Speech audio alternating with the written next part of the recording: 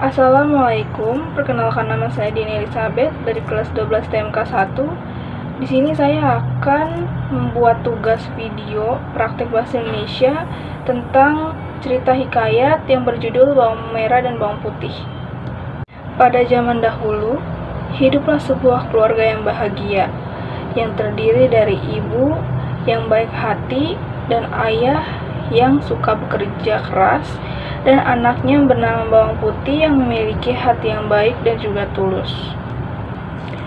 Tapi suatu saat, kebahagiaan keluarga Bawang Putih tidak lama, karena sang ibu sakit-sakitan dan akhirnya meninggal dunia.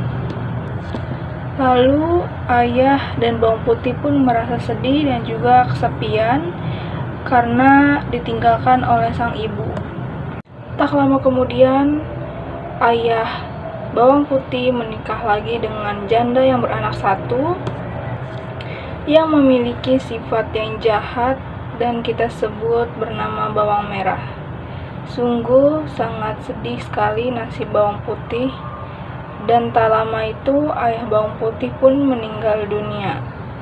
Lalu di rumah hanya tinggal Bawang Putih, ibu tiri, dan kakak tirinya. Setiap hari Bawang Putih diperlakukan secara tidak adil dengan membersihkan rumah, mencuci pakaian, dan juga menyiapkan makanan untuk mereka berdua, yaitu ibu tiri dan kakak tirinya. Sementara mereka hanya cuma bisa bermalas-malasan saja. Lalu pada suatu hari, di saat Bawang Putih sedang mencuci pakaian, tidak sengaja selendang kesayangan kakak tirinya hanyut ke sungai, dan Bawang Putih merasa cemas karena tidak menemukan selendang tersebut. Lalu sampai di rumah, Bawang Putih pun dimarahi oleh sang kakak tiri karena selendang kesayangannya hanyut di sungai dan belum bisa ditemukan. Lalu dia mengusir Bawang Putih dan menyuruh untuk mencari selendang itu sebelum dia pulang ke rumah. Lalu Bawang Putih pun mencari selendang tersebut sampai ke dalam hutan, dan tiba saatnya dia sedang melihat rumah atau sebuah gubuk yang di dalamnya terdapat seorang nenek yang sendiri. Nenek tersebut yang mempunyai hati yang baik dan juga tulus. Lalu Bawang Putih pun masuk dan disambut oleh nenek tersebut, dan tidak lupa dia menceritakan semuanya tentang selendang dia yang hanyut ke sungai. Lalu sang nenek pun memberikan selendang itu, tapi dengan satu syarat, Bawang Putih harus membantu nenek tersebut selama 1 minggu dengan membersihkan rumah atau segala macam. Lalu 1 minggu pun berlalu, dan Bawang Putih pun sangat rajin membantu sang nenek, dan nenek pun memberikan hadiah berupa labu yang besar dan juga yang kecil, yang di dalamnya berisi. Lalu dengan alasan Bawang Putih tidak bisa membawa labu yang besar, dia mengambil labu yang kecil dan membawa pulang ke rumah, dan juga tidak lupa berterima kasih kepada sang nenek tersebut. Lalu sesampainya Bawang Putih di rumah, dia menceritakan segalanya kepada ibu tirinya dan kakak tirinya. Lalu sambil membelah labu tersebut, dan mereka pun sangat terkejut karena di dalamnya terdapat emas dan perhiasan berupa permata. Lalu ibu tirinya langsung merebut semua harta dan permata di dalam labu tersebut.